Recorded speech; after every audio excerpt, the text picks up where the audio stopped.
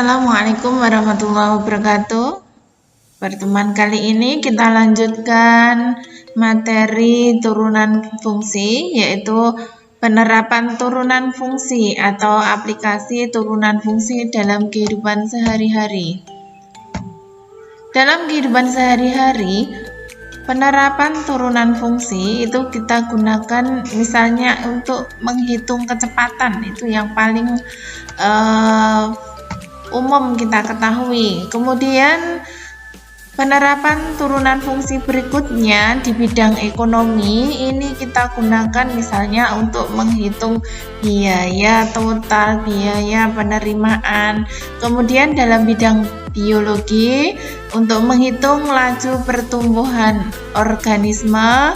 Dalam bidang fisika untuk menghitung kepadatan kawat. Dalam bidang kimia untuk menghitung laju pemisahan, dan dalam bidang geografi dan sosiologi untuk menghitung laju pertumbuhan penduduk.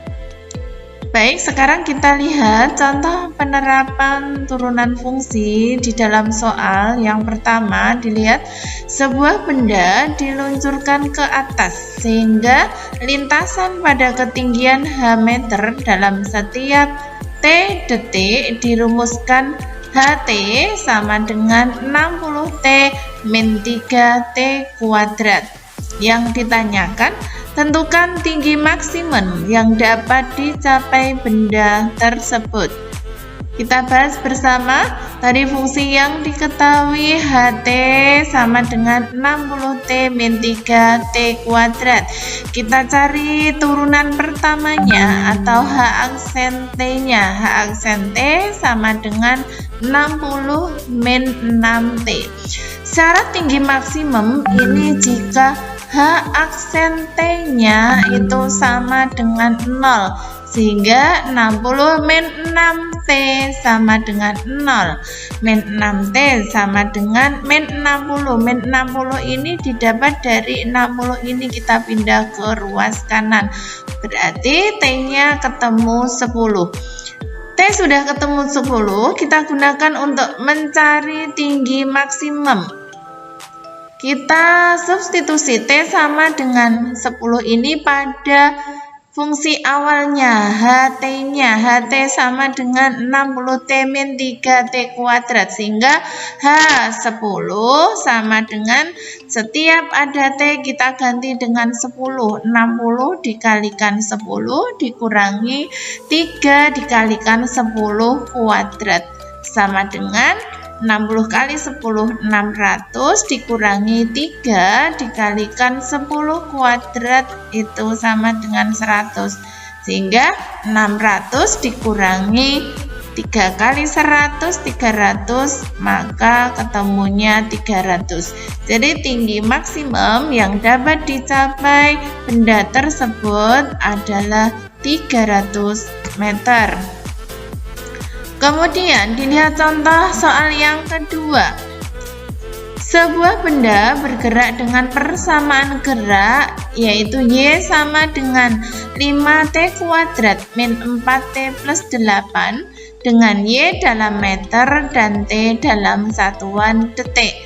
Tentukan kecepatan benda saat T sama dengan 2 detik. Kita bahas bersama. Persamaan kecepatan benda diperoleh dengan menurunkan persamaan yang diketahui. Jadi V itu sama dengan Y aksen.